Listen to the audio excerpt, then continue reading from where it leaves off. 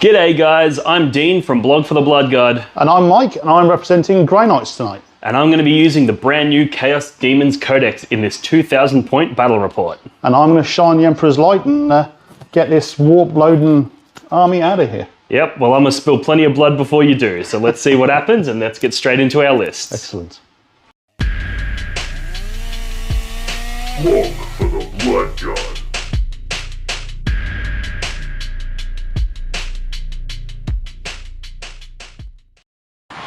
Alrighty guys, let's go through my Chaos Demons list. So I'm running pure Khorne to stick true to this channel's roots, and I've made a conscious effort to include as many different units from this new codex as possible so that I can showcase what they all do with these new sets of rules.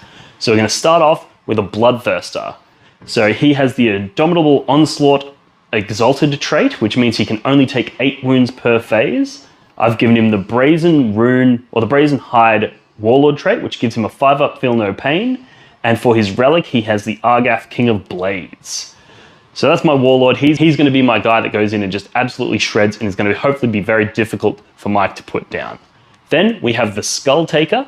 He's my second HQ choice. And because I have a Greater Demon, his Herald means that he doesn't actually take up a HQ slot, which is really interesting. Then we have Scarbrand. He's an absolute monster. He ignores invulnerable saves, so he should be a really good solution to things like Drago's Storm Shield or those Paladins. He should shred through them with no problems. And then our final HQ choice is the Karanak, who's going to be really good at the anti-Psyker stuff, so he's really effective at denying the Witch and those sorts of things. Then in my mandatory troop slots, I have 3 units of 10 Bloodletters with the Icons and the Instruments, which are a free upgrade in those units now. Fast attack, we have 3 units of 5 Flesh Hounds. Again, they're going to help out with some of the psychic defense, and they're also going to help us out with some of our missions and our secondary objectives. In our heavy support slot, we have 2 Skull Cannons. They're going to provide long-range support and hopefully chip away some wounds before I get stuck into the combat, and also be something that can hold my backfield objectives.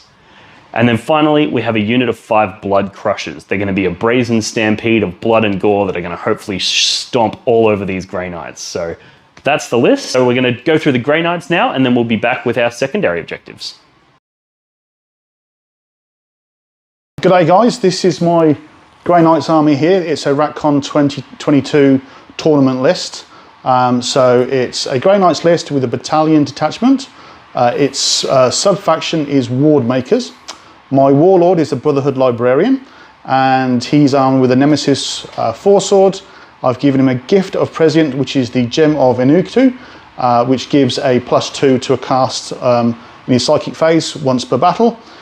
His psychic power is Projection of Purity, which stops buffs from obviously another unit within 12 inches. His psychic powers also has Empiric Amplification, which gives +1 damage. Relic is a Santic Shard. On a modified of 8, all of 8, he auto-denies a power. Slot is a Brotherhood Chaplain. He has the Gifts of the Prescient, which is the True Name Shard, which will be really useful today, making a demon fight last, which is always a good thing in this list.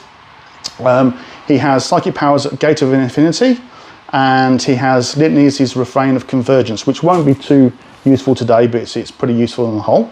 The third HQ slot is a Brotherhood Librarian.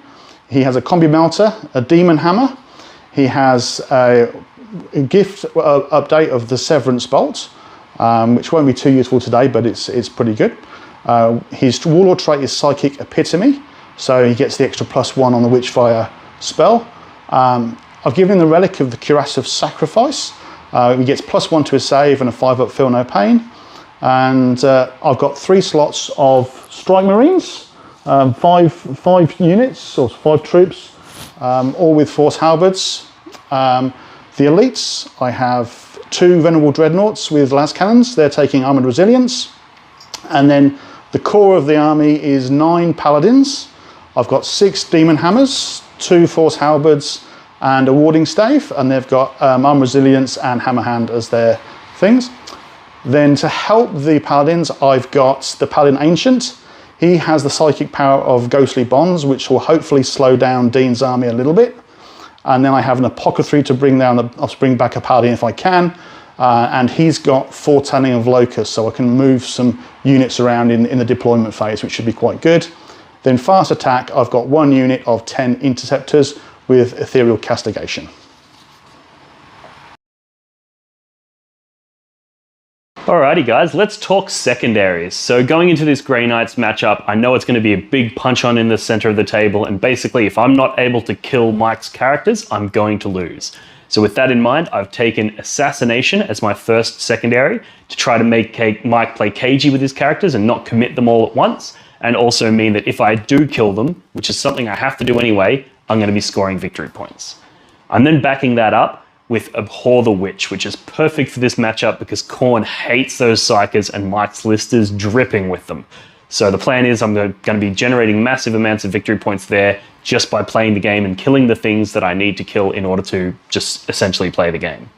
And then for my last, I've taken Reality Rebels, which is one of the Chaos Demons specific secondary objectives, where basically I get 1 victory point for each quarter that I have more of my units in than enemy units. So I think with Mike running quite an elite army, I think it should be relatively easy for me to score 2 or 3 victory points every single turn based on that one. And I also get 1 additional victory point if I have 1 Chaos Demons unit within 6 inches of the center. And like I said, I'm pretty sure there's going to be a big punch on in the center of the table, so that's where my unit's going to want to be anyway. So that's kind of like a better version of Engage on all fronts, and I think it's going to pair well, especially with an MSU style Demons list like what I'm running today. Yeah, so that's mine. Let's get into the Grey Knight secondaries. Okay, Grey Knight secondaries. So the first secondary I'm taking is Raise the Banners High. I want to get on those objectives pretty quickly, get some points and start racking them up through the game. The second secondary I'm going for is Teleport Assault. Dean's got a few units that I think I can plough through. If I can gate in, teleport down, I'm going to get an easy 4 points. So that's going to be quite a good one for me. And the third one that I'm going to do is possibly the easiest one of the lot, is Psychic Interrogation. If I can get within 24 inches of Dean's characters on 4 up, I'm going to get an easy 3 points. So all in all, I think I'm going to do quite well. Alrighty guys, the mission we are playing today is called Secure Missing Artifacts. As you can see, we've got a diagonal deployment zone which goes from the center of the table up to the top corner, and then from the center along that top edge down to the bottom corner, with 5 objective markers placed evenly distributed throughout.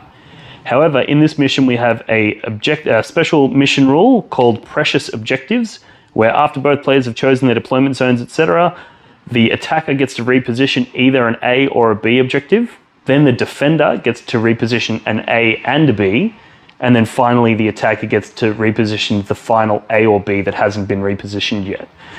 So we've already rolled off for this, and Mike won that roll, so he gets to reposition the first objective. So Mike, where are you putting it? Right, we'll start with moving this objective back into the dents. Yep. So I'm going to move that back 6 inches, or just slightly over, so I'm going to move that if I move that there. So I'm going to move it in there. Yep. So I can. And now I get to reposition 2 of them. So I'm going to take this opportunity to move this objective marker here a little bit more out into the open. Oh, that's not nice. So that I can get into combat nice and early. And then I'm going to move this objective down here to do a similar thing where I'm going to move it 6 inches over to here so that it's a little bit more in the open, a little bit more central. Okay. And then Mike, you'll now get to move that last objective 6 inches. Now normally what I would probably do is move this objective closer to my battle edge, but in this case, because you're trying to move them forward, I'm going to do something totally different and move it back. Sounds good. All right, there's the updated positions of our objectives, and we're going to do deployment, and we'll be right back. Cool, right, so what we've done here is we've deployed a unit of Inceptors on the objective. They're in dents, they're going to raise my banner turn 1. I've got a Venerable Dreadnought, he's in line of sight of the big guy just there. And then we've got the Paladin Death Star that's going to move its way slowly up to the middle for a big brawl that will happen in the middle, and we'll see how that goes. I've then got 2 squads of Strike Marines and my Brotherhood Librarian on the Teleportarium. So they're ready for deep strike in turn 2 and on. I've then got another Venerable Dreadnought, and he's got firing lines and he's on the objective. Then we have the 3rd Strike Marine Squad hiding in the ruins, indents, but on the objective, and they'll be raising banners turn 1 as well. Alrighty guys, let's go through the Khorne Demon deployment. So we've got the big man himself, Scarbrand, front and center. He's going to go in and punch on with anybody who attempts to take that objective. His brother, the Bloodthirster, right beside him. He's the one with the can't take more than 8 wounds per phase, the real tough guy. He's got the Fear No Pain. He's going to be hard to put down. Then on our flanks, we've got 2 units of Fleshhounds here. They're ready to run up this flank. And then on this side over here, we've got another unit of Fleshhounds and the Karanak. So we've got plenty of psychic defense on either flank of the table. In the center here, we've also got the nice big unit of Blood Crushers, and they're going to go in and do a bit of a brass stampede and see how many Grey Knights we can crush. We've got in the back here, holding our backfield objective and screening us out to prevent any Grey Knights from deep striking behind us. We have the 2 Skull Cannons, and we also have the Skull Taker. So that if anything comes down behind us, the Skull Taker is going to be able to jump in and intervene and slash them up with his Slayer Sword. And then last but not least, we have the 3 units of Bloodletters, and they're all going to be in Warp Strike reinforcements. And the idea there is that if he comes into my backfield, if he's anywhere in my deployment zone, I can deep strike 3 inches away from him and get really reliable charges. And then if he's anywhere in the middle, I'll be able to shore up those flanks and sort of, you know, deep strike where I need to, be a bit flexible with it. So that's more or less my game plan. Alrighty guys, we've finished deployment. Now we're going to roll off to see who takes first turn. Alright, Mike, would you like to do the honors? Natural 6. Oh, it's a natural 5. I can beat a 5, no worries. Not with a 2, I can't. Alright, we'll be right back. Okay guys, so this is a real short movement phase for the Grey Knights. I've moved my Paladin Death Star into the centre, so we have a bit of a big brawl into the centre. The rest of the units have pretty much stayed stationary. The reason why the Interceptors have not moved, they're in dense. I don't want to move their 12-inch range because these guys here are going to countercharge. So I'd rather these guys move up and me countercharge. That gives me a better chance of actually destroying those. The Dreadnoughts have got line of sight onto Dean's big boys, and the Strike Marines are just standing there to raise a banner. First in the Psychic phase, my Warlord and Librarian. I've used 1 CP for Psychic Channeling, so he gets an extra D6. And he's going to cast Psychic Interrogation on that guy there. Alright. So, from Psychic Interrogation, I need a Warp Charge of 4. On an 8 up, natural 8, you cannot deny. So that's an 11. An 11, okay, so no denial there. No deny there. He's then going to cast Ethereal Castigation on the Paladins. That will give me an extra +1 damage should you get into combat. Yep. And that is a 9, so that passes. And is that one also undeniable? That is also undeniable. Alright, cool. Next one then, next power. Okay, the Paladins, they are going to put Armoured Resilience on themselves. Yep. So he needs a 6. Goes off on a 9. You can deny that. Alright, so I'm going to spend 1 command point to deny using the new Khorne Demon stratagem, which goes off on a 4 up. No, and if you were within 12 inches of the Fleshhounds, that would have gone off on a 3. But correct. Unfortunately, I was unable to deny that. Okay. These guys will put Armoured Resilience again. He now needs a 7, I believe. Yep. Goes off. So he has also got Armoured Resilience. And this one I'm going to go for a natural deny with the Fleshhounds. So needing to beat a 7, I rolled a 10, so I've denied your Armoured Resilience over there. Okay, and we'll do exactly the same there. And he will need an 8. Oh. Goes off on a big 11. All right, Psychic phase done. Okay. Okay, so shooting phase, a bit of a mixed bag. Both Venerable Dreadnoughts shot into the Bloodthirster. Managed to take 4 wounds off him. Then my Paladins and 2 of the characters shot into these guys here and managed to kill 3. Everything at this moment is out of range, and we're waiting for them to see what happens with Dean's army and go from there. Alrighty guys, we've just gone into my charge phase. I'll show you some dice rolling now and then we'll recap my turn so far. So the first thing we're going to do is we're going to charge this Bloodthirster into this Paladin Bomb. He needs to roll like a 5, I think it was. So he gets a 7-inch charge, so he's going to make it in. And then while we're here, we're also going to charge Scarbrand. Now he needed to roll a 9 in order to make that charge, and we're going to go for the big double charge on these guys. And he rolls a 5. So Scarbrand's going to fail, however the Bloodthirster is going to make it in. Now let's just do a quick recap of what I did in the movement and shooting. So we basically had these Fleshhounds have moved up here. There's 2 units there, a unit of 2 and a unit of 5. The Bloodthirsters obviously moved up into the center there so that they can make these big charges. Blood Crushers have moved up to sort of capture this flank. The Fleshhounds have moved up to support. The Karanak is hugging in behind here. And then we've basically got the 2 Skull Cannons back here with the Skull Taker, and he's basically there so that if strikes drop down in my backfield later, Skull Taker can go out and kill him. In shooting, we basically had the Hellfire Breath and Scarbrand's Breath Attack, whatever it's called, his Bad Breath. They shot at the Paladins and we killed 1. So that Armored Resilience was really tough, really hard to get through. But we got through it and killed 1. And that was also with some combined shooting from the Skull Cannons down here as well. So we're going to resolve some combats now and then we'll get back to you. Alrighty guys, so basically we've got the Bloodthirster, he's charged in here so that he's still within 6 inches of Scarbrand for the purposes of Scarbrand's Rage ability, which is going to give +1 attack. I also spent my 4 Warp Storm points that I generated at the start of the battle round to get a further +1 attack. So this Bloodthirster is going in with 10 attacks, and he's going to hit them all on these Paladins. Now, because he was within 6 inches of the Chaplain, he was actually forced to fight last, but thankfully he can only take 8 wounds per phase.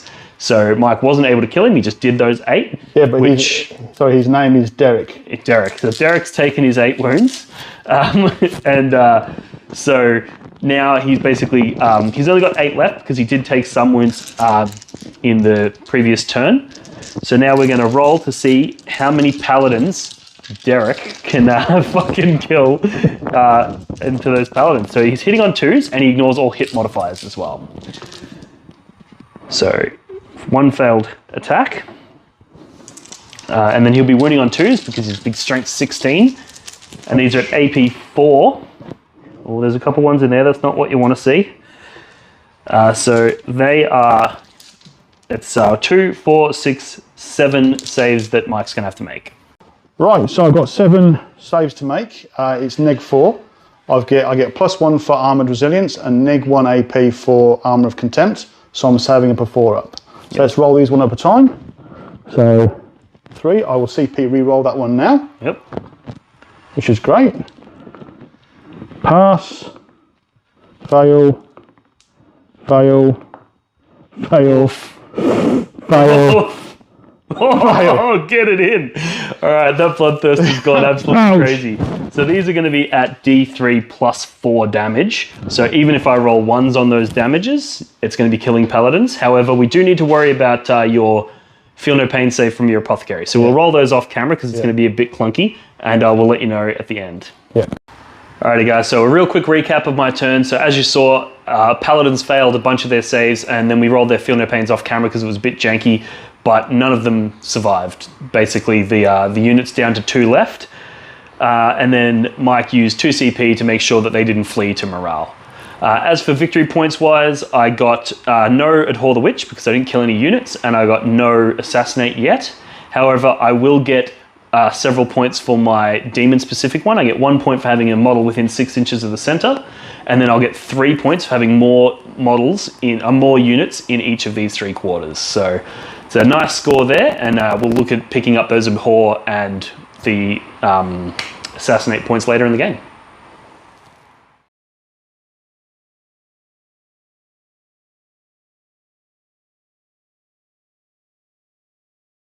Okay guys, so I've got 8 points on the primaries, holding that objective and that objective. I then got 2 banners, so 2 points for the banners. I rolled off for the chaplain and his litany finally went off, so that's good. So I'm now re-rolling hit rolls of 1 and wound rolls of 1. So that's good. Movement moved up, the interceptors have moved up, they're going to have a go at these guys. The Venerable Dreadnought had a shuffle to get a line of sight on Big Boy. The Venerable Dreadnought again is moved forward. Again, just try and take a line of sight. The Strike Marines have come out of hiding, and they're within charge range of these guys or those guys. And in the backfield, we've dropped 2 squads of Strike Marines down. These guys are in charge range of the objective, and these guys have dropped down, and they're going to target those guys there. So that's my movement phase, and we'll move on to the psychic phase. Okay, psychic phase. We've got a lot going on this turn. So we're going to start off with the Librarian of Doom, who's just coming down. He's going to put Vortex of Doom and Smite into Derek. We're hopefully going to do some damage on Derek. Now it's worth noting at this point that I did spend 2 Warp Storm points, which is going to mean that any doubles will result in a Perils of the Warp. So let's get started. And I've spent 1 CP doing an extra D6. So I'm doing 3D6, picking the highest. Yep, sounds good. Okay, so we'll start off with the Smite.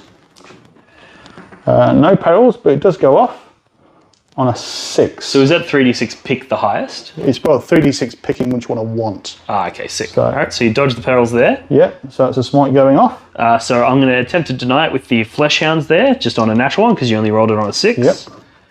I did not, because I only rolled a 5 for my deny. Right, so that's a D3, and that's a 2. So that's 2 mortal mortal wounds on him, yep, so he's down to 6 left. Okay.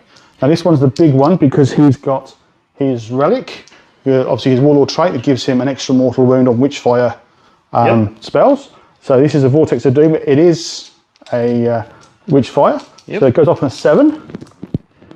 So that's an 8. Yep. That goes off. All right, so I'm going to go for another deny there because I've got 2 units of Flesh Hounds there.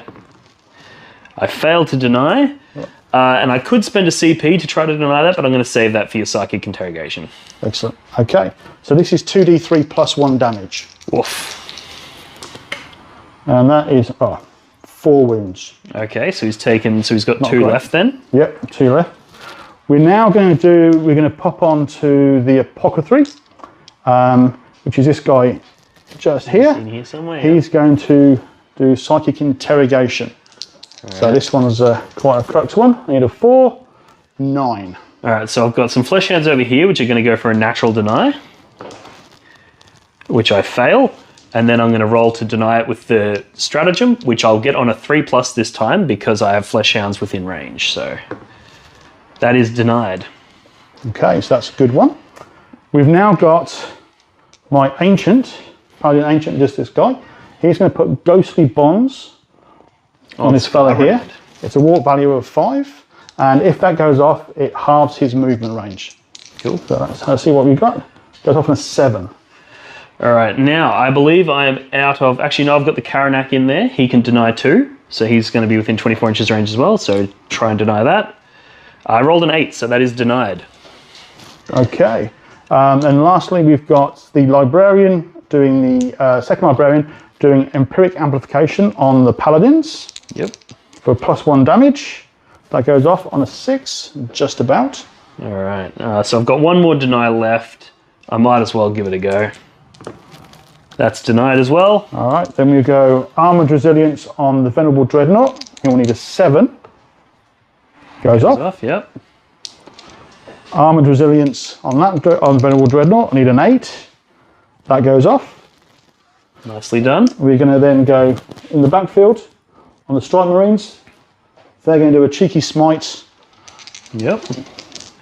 A 6. Perils. Oof. I haven't got any CP left, so... No. So D3 mortals on them. Yep, okay, so D3. 2 mortals, but I am Grey Knight, so I get a 5 up, feel no pain. Yep. No. So that's 1 dead. 1 dead. I assume you want to keep your staff. Yep. So we'll remove that guy from the back. Okay. But he does get D6 Yes. mortals on your guys. 1. Oof, don't you hate that? It's not a good psychic phase. Damage. We'll do a Smite. From these guys here into the Flesh Hounds as well. Yep. Okay. So we're going to need a 7 now. Okay, it goes off on an 8. 8, yep. D3, 2. So that's a dead flesh hound. Yep. Okay, and then we're going to try smite from these the last guys. Ones, yep. Into Into there. the Karanak. Here's a 9. Perils. Another It's peril. a 12. Another 12 perils. Oof. Damn these Chaos Demons. So do your Yeah. D3 mortal wounds on yourself. D3. It's 1. Yep. Do I ignore it? I ignore it. And Yep. then And your D6 on the Karanak. 1. Another 1. 1. Unbelievable. Oh my God. All right. Okay. It's a bit of a disappointing psychic phase. So Yeah, I'm just going to do a cheeky smite in these guys as well, because I can see them. chance. It's a bit of a hard chance, but if I can... No, doesn't go off. all right, cool. Okay, so this is the shooting phase. Dean forgot to mention that he's got a 5-up Filner Pain on Derek.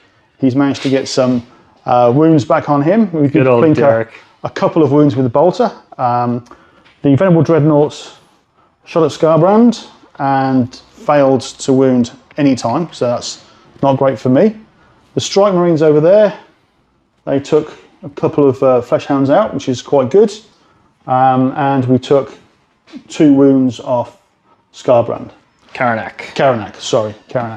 The last bit of shooting that I've got to do is with my Librarian. He has a combi melter, and if he can wound and take 3 wounds off with his combi melter, I'll get 4 points for teleport strike. So this will do this on camera, and hopefully this will go as planned. Well, the dice haven't been in your favour this phase, so maybe they were just saving it up for this final moment. So Alrighty, so we need a 3 to hit. 6, that's a good start. Yep. Strength 8, so That'd be 4s. 4s to wound, yep. And I've got no CP to reroll either, so it's a 5. There we go. So we got a wound. 5. Now, I do get a 4+ demon save, so let's roll that out here. That's a fail, so I'm going to spend a command point to re-roll that. Oh, sorry to do it to you, Mike. Oh, that really hurt. No That really hurt. Never mind, we'll move on to the charge phase. Right, okay, so charge phase. So what we've done, the Strike Marines over there, because they killed the 2 Flesh Hounds, they are out of charge range, so we didn't charge there. We managed to get onto this objective with a good successful charge there. The Paladins are going to kill Derek, just there. And the Interceptors have done a multi-charge to charge these 2 units here. So what we'll do is we'll do the Grey Knights killing Derek for the moral victory that we're going to take, and then we'll do the rest of it off camera. Yep, all right, let's roll it out. So we've got 16 attacks because the Paragon gets 1 extra.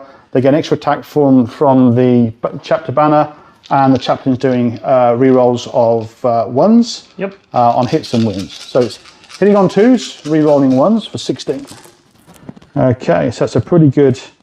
This one. Okay. Now, what strength are they? We are strength 8. Strength 8? Yep. All right, so you're times looking for 4s? So 4s. And re-rolling those 1s? Rerolling those 1s. Okay, so it's not. And these are 4 damage each. Oof, okay, so we've got 7 of them, is it? Yeah, so we've got 7 at -2. So minuses don't matter because I'm a demon and I don't care about your AP. Excellent. So we've got 4-up saves to make here. I'm going to roll them one at a time. So that's a fail. I'm going to spend a CP to re-roll that one. Passes, fails, fails, fails, fails, he's fucked. Passes and fails. So that's 5 out of 7. So it turns out you're not the only one that can roll horrible on your 4-ups. That's what I just see. That's a dead bloodthirster. So that's bye-bye, Derek. Good job, mate. You did all right. I'll claim the moral victory. However, you did just kill him with a unit that didn't arrive from That's right. reserves this turn or from Gate of Infinity, so no victory points for you there. No. However, we're looking to get some points down here, I think, with the Karanak. So we'll roll those off camera and we'll let you know how we go. Okay, so we had quite a successful turn there in the fight phase, as you'd expect with Grey Knights. We managed to kill Karanak there and taken that objective. Obviously, Derek is now gone, and the 2 units of Flesh Hounds, they are now dead as well. So overall, not too much of a bad phase, but now we've got Dean's reinforcements coming down, and it could be a bit of a problem. A bit of a bloodbath, some might say. Alrighty guys, so there we have the movement phase for the Khorne Demons. So basically I haven't been scoring fantastically with my primary. I only got a 4 points this turn, and I'm yet to get any Abhor the Witch or any Assassinate, but we're going to turn that around now. So what we've got is we've got Scarbrand. He's moved up and he's going to shred these last 3 Paladins. He's going to get in there with his axes, slaughter and carnage, and he's going to rip their fucking heads off. Then we've got the Skull Cannons have moved up a little bit just to get firing angles on the Venerable Dreadnoughts and the Paladins and sort of do some chip damage. The Blood Crushers and the Flesh Hands have moved over there. They're going to take out that unit of strikes. But the real interesting thing is the new Warp Strike ability that allows the demons to drop outside of 3 inches of enemy models, provided you're wholly within your own deployment zone.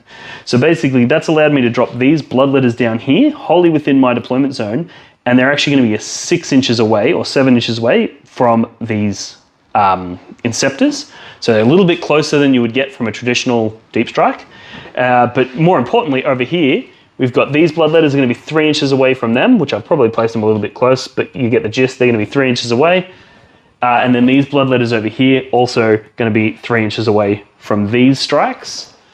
So we're looking for a really big damage turn here. I'm hoping that we can kill all of these Inceptors, those strikes, and those strikes. So we're going to get a really big turn of Abhor, and we're going to put, I'm going to hopefully kill obviously these Paladins as well, and then hopefully put Mike in a position where he has a couple of Dreadnoughts and a few characters to try to fight out another 4 turns against this savage onslaught of chaos. Alright guys, so a real quick recap. Shooting phase did not much damage, so we had Scarbrand's Fire Breath and this Skull Cannon both fired into this Libby, failed to do any damage. I actually forgot to roll this last Skull Cannon as well. He can see through, so I'll just roll him now. So he gets D3 plus 3 shots. That's a 3, so I get 5 shots. I've got 3 dice here, so I'll just roll those 3 first. So 3 hits, plus 2 more. It's 4 hits, and they'll be winning on 2s because they're strength 8, so 3 wounds there. So you got 4 wounds, 4 saves to make. Do you want to just roll these ones? So 4 saves. So they're going to be 3 up saves. Well, that's cocked. Okay, so... and then 1 more, because there was 4. Okay. 4 failed.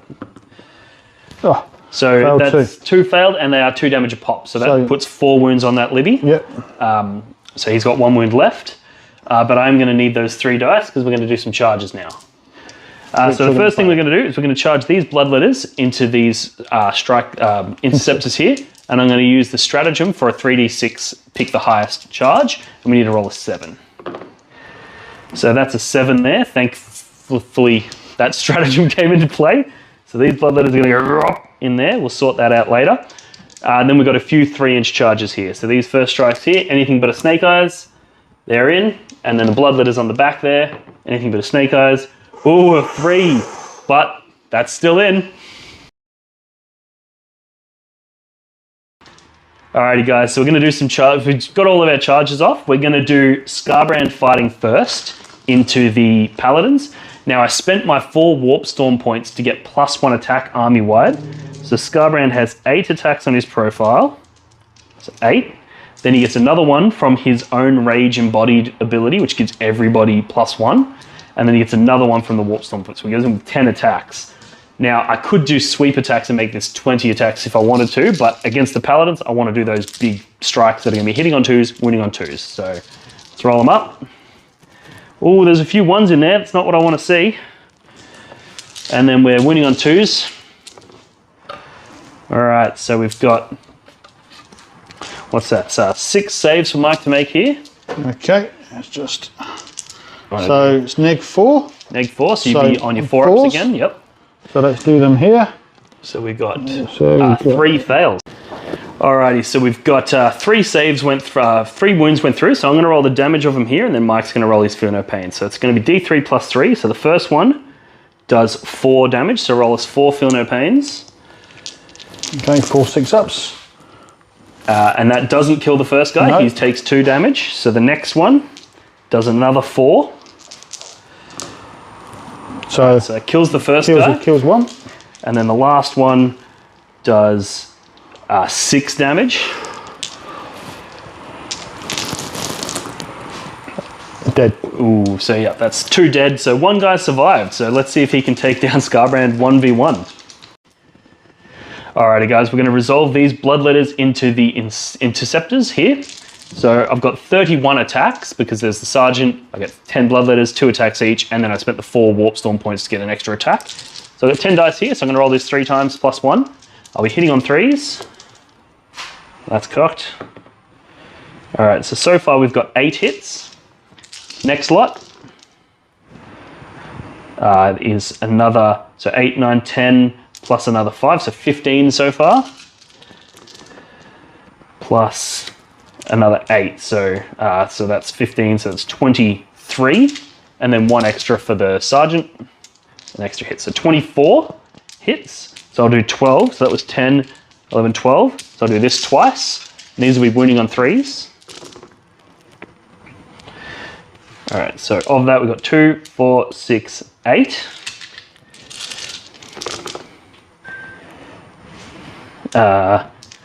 So 10 plus another 5, so 15 wounds total. And we'll flip it over now and Mike will do his saves. Alrighty, so 15, 5 up. Not a problem, we've been practicing this in the afternoon, so here we go. So 1, 2, 3, 4, 5, 6. So that should be 3, 6, 9 dead. There's 10 in. So 1 survives. So 1 survives, and I'm going to pass morale. Alrighty guys, there we have the end of an absolutely fucking brutal melee phase for the Khorne player myself. So we had the 10 bloodletters over here. They killed 9 out of 10 interceptors, which I was hoping to gape the whole unit, but I'm okay with 1 being left alive. And then on the fight back, he took 1 bloodletter down. Then we had Scarbrand, you saw that where their 1 paladin survived. That paladin then struck back with, 7 attacks, I think it was, because Scarbrand gives friend and foe +1 to their attacks now. He did really good with his hits, really good with his wounds, but then I passed all of my 4-up invulnerable saves. So really, really good swing there, and Scarbrand took no damage. Other than that, we had the bloodletters here. They obliterated those strikes. Those bloodletters down the back obliterated those strikes. And then the combination of the Fleshhounds and the Blood Crushers killed those strikes. So we've killed all of his strikes. We've removed all of his objectives secured. We've got a good hold on the table. And yeah, we'll see what Mike can do with his turns. Mike, did you want to roll your morale check for this lad here? You called that you were going to pass it. Yeah, I'm definitely going to pass it. You are morally obligated to roll a 1. King of Morals.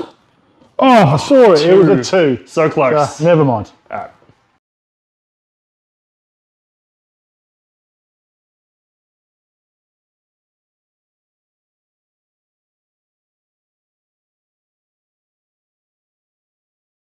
Righto, movement phase with Grey Knights. There isn't many models left now to move, so it's a pretty quick one. So what we've done is we've moved the Venerable Dreadnought towards this unit here. Hopefully we can get that killed there.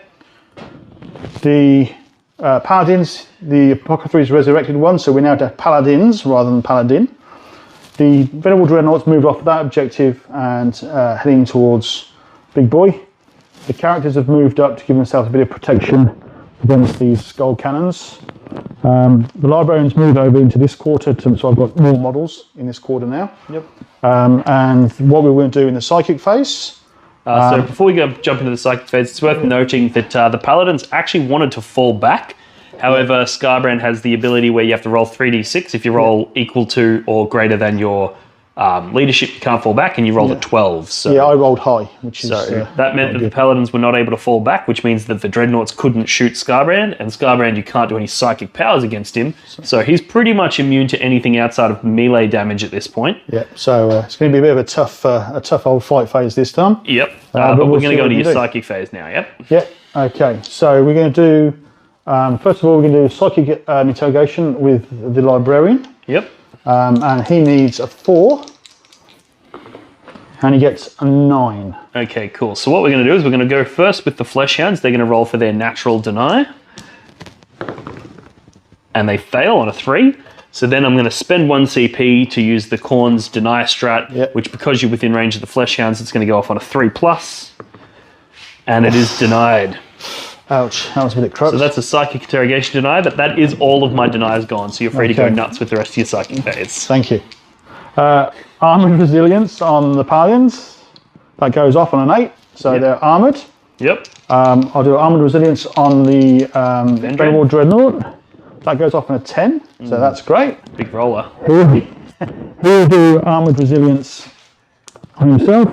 That will go off on a 9, 6, 7, 8. Yeah, that'll go off as well. Now I'm spending 1 CP on my Librarian. He's going to basically gate up and almost gate down. Yep. So I need a 7. I'm using 3d6. Wow, a 1, 2, and a 3. So he fails his gate of infinity. So he's failed his gate of infinity. So he's going to do Vortex of Doom. He's just within 12 inches. So at least we'll do some damage. Wow, that is your dice. That is the dice. You can't. Well, this is the one you want to try and deny, but you can't anymore. Yep, not. So 2d3 plus 1 is 3. 3. Fucking, so that's 3 dead bloodletters. 3 dead bloodletters. Alright, any other psychic? No, that is. I'll do Imperial Amplification on the Paladins from. And that goes off. Beautiful. On a 6, so that goes off. Alright, done deal. So, not the best turn in my life. What we've done is I charged in with the Venerable Dreadnought. With 6 attacks, he managed to do 3 wounds. And then Scarbrand hit back. Yep. Because Scarbrand and the Paladins, neither of them charged, Scarbrand got to fight first and killed those Paladins. Yeah, and so that's the end of my Death Star. Yep. I'm going to call him Luke Skywalker now. Shooting. Shooting phase, took a couple of wounds off this unit here and this unit here, and we did some wounds to these guys. You killed quite a few. They've got to do morale. So we'll roll a morale check for them. So 6 dead plus that's going to be a fail. So 1 more is going to die. Yeah, we'll leave the guy with the banner. They've got 2 left. 2 left. So rolling their thingies. They're both good. Yeah. So I've got two bloodletters left over there. Yeah. But it's about time for some carnage in the middle there. Yeah. So we'll jump over into my turn 3. Alrighty guys, quick recap of my movement and those sorts of things. So we've moved some bloodletters up here to take this priority objective off Mike. So that's locked in. I've taken that one down, so I've now taken down both of his banners. I will at the command phase, I will have taken down all of his banners. The Juggernauts have moved up here and they're going to kill these characters. In the shooting phase, I managed to actually use this skull cannon to kill that librarian, the same one that I did wounds to earlier in the game. Scarbrand's decided he's just going to stay in combat and he's going to kill that dreadnought. These bloodletters have moved up for the assist. They're going to basically charge in, but making sure that I string back so that I'm still holding that objective marker. The bloodletters down the back there are slowly moving over this way, but it might take them a couple turns to get there because they're relatively slow. And then this skull cannon, he fired a shot down range at the librarian, didn't do any damage because of that essentially built-in armored resilience on that guy with the relic. So a really strong turn there. And we'll jump into combats and we'll get back to you.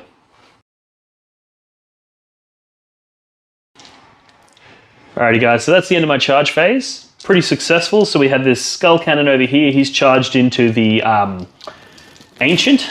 The Blood Crushers have charged into the Paladins. These Bloodletters have charged into the Venerable Dreadnought. And the reason that I've done that is because even though the Bloodletters can only control a single objective, what they're going to do is they're basically going to control this objective. And then because their objective's secured, they allow Scarbrand to control this objective and take it off of that Vendread. So then even with heroic interventions and anything that Mike might try to pull out of his pocket, I've got objective secured on that model, on that objective, and tons of bodies on there as well. Jinky chaos stuff. So that's all of the charges that were made. The other thing is obviously these bloodletters, they've just moved on to that. Now the thing that I wanted to showcase here was one of the new stratagems from the Chaos Daemons book, where basically any cavalry model or vehicle model in a Khorne army, such as these blood crushers here, when they charge in, it's Brass Stampede. I get to roll 5d6 because there's 5 models in the unit. And as long as these add up to be more than a 9, which they very easily do, I can now do d3 plus 3 mortal wounds to one of the targets of their charge, which is going to be the Apothecary. So I'm going to roll d3 plus 3 which is a 4, so 4 mortal wounds. Mike will get his feel no pain saves against that, but that's a cheeky 4 mortal wounds for 1 CP. It's pretty good. So we'll do that, then we'll resolve all of our fights and we'll get back to you. Alrighty guys, there we have the end of the turn 3 combat phase for the Khorne Demons. And if you have a nice close look at the center of the table, you'll see we've done some cleaning up here. It's a nice tidy little area. There's plenty of blood and skulls, but there's not many Grey Knights. Wah, wah, wah. So the Juggernauts, the Blood Crushers, actually just went in and went absolutely insane. So they used that stratagem. They did, I think it was 3 mortal wounds to the Apothecary, and then when they went in and fight, they got +1 attack from Scarbrand. They got +1 attack from the Force Warp Storm point that I used to get army-wide +1 attack. Then they get 3 attacks each on their profile. So they're going in with 5 attacks, and then another 4 attacks with their Bladed Horn. So they're going in with 9 attacks per guy that were doing high, like relatively high strength, relatively high AP, relatively high damage. So really good. And then Scarbrand killed the Dreadnought, and we're pretty much done. We're pretty much mopped up here. So Mike's going to do, he's got a couple of tricks he might be able to scrounge some points late in the game, but I think we're pretty much done here. Yeah.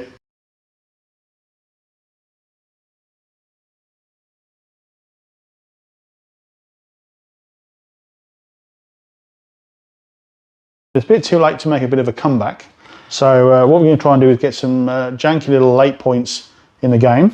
I've got 2 CP. So what I'm going to do is on my Librarian, I'm going to spend 1 CP so I get 3d6 on my roll. I'm spending another CP so I can cast an extra spell. So what I'm going to do is I'm going to do Psychic Interrogation on Dean's character. And then what I'm going to do is I'm going to go Gate up and Gate back down again. And I'm going to Vortex of Doom these guys. And hopefully if that goes off, it'll give me 7 points. Yep. So let's see how we go. Turn. 7 points isn't bad. So we'll do Psychic Interrogation to start off with. And that does go off. On a 7. All right, so I've got Flesh Hound still on the table, so we're going to go for a natural deny here. Oh. Which denies on a fucking 10. I'm sorry, mate. I had to do it. You just have to twist the knife, don't you? I did. And then we're going to go Gate of Infinity. Right, that goes off on a 9. All right, and I've got 1 CP up my pocket because I generated 1 at the start of your turn, and I could use that to go for a deny Don't here. you dare. Just to be an absolute cunt. Let's do it. Oh, your dreams just shattered. I'm so sorry, mate.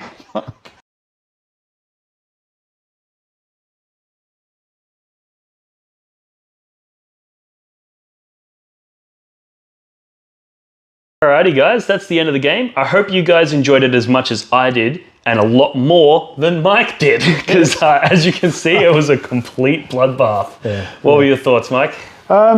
Yeah, those Chaos Demons are really strong. They don't fuck around. You know, the fact that you can come in, you know, in your deployment zone within 3 inches is just strong. The fact that the guys have got 9-inch charges or 9-inch 9 attacks. Yeah, those Blood Crushers, they do amazing amounts of damage. And like as you could see, by the time it was turn 3, like all of the Grey Knights were dead. So we effectively just called it at that point because he had just a Libby and a Vendread left that were going to die in the next turn. So I think the damage capacity of the Khorne Demons is fucking phenomenal. Yeah. Being able to spend 4 Warp Storm points to just get army-wide +1 attack, that's really good. Being able to deep strike 3 inches away from your opponent if they're in your deployment zone, that's really fucking good. And the strat to deny.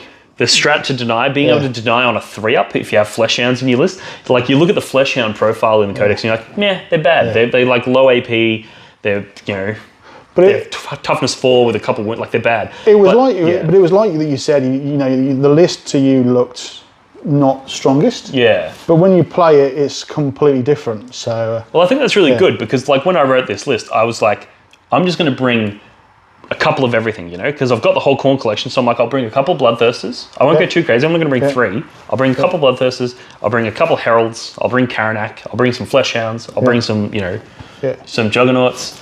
Just a bit of everything. The Skull Cannons. The Skull Cannons were really good. They were just plinking off wounds and doing damage down range.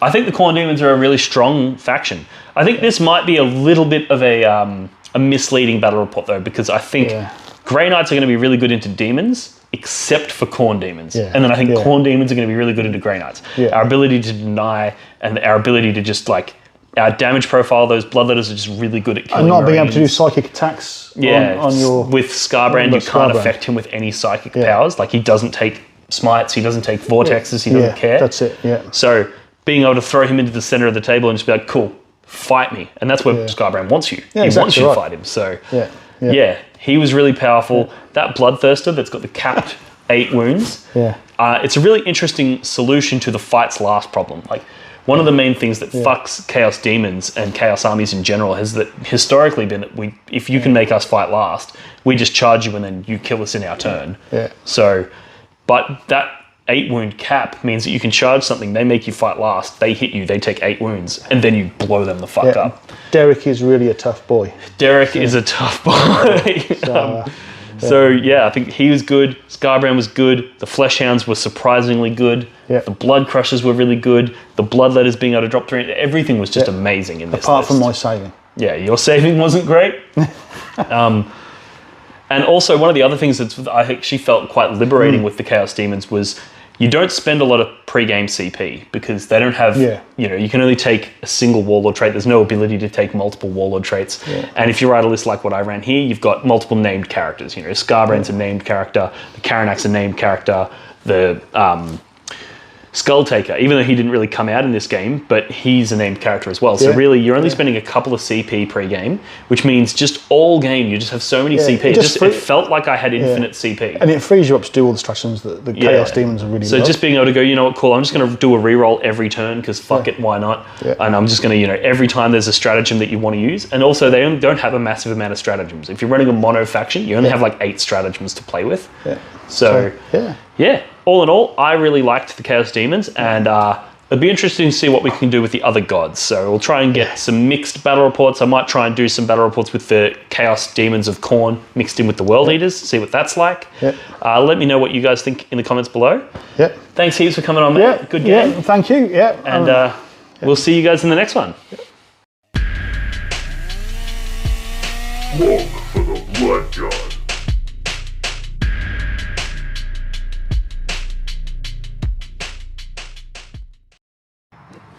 Do your objective markers ever get lost behind terrain or other models and become difficult to see? Do they ever get bumped and accidentally moved during a game? And do they ever spark arguments about distances? Well, not anymore. Introducing the blog for the Blood God, not even remotely patented Neoprene objective markers. Made from the same material as astronaut suits, or maybe military equipment, or probably neither of those things, this 2mm thick neoprene synthetic rubber is tear resistant, water resistant, and is designed to last. But that's not all. The blog for the Blood God, not even remotely patented neoprene objective markers come in a variety of different designs and styles to suit any faction represented in the Warhammer 40,000 universe. These objective markers are a perfect gift for yourself or a friend, and are a perfect way to flex and show your opponent that not only are you a smarter, cooler, and better 40k player than them, but you also have more disposable income than they do. For the low price of $25, you'll get not 1, not 2, but 6 neoprene objective markers, perfectly designed for 9th edition Warhammer 40k. But wait, there's more. For a limited time only, people who sign up on Patreon to support Blog for the Blood God as a Skull Champion tier $5 per month member will gain access to a custom design service where I will design a unique logo to support their gaming club, like the one I did to the left here for the Potato Farmers local gaming club here in Melbourne. Follow the links in the description of this video to pick up your set today.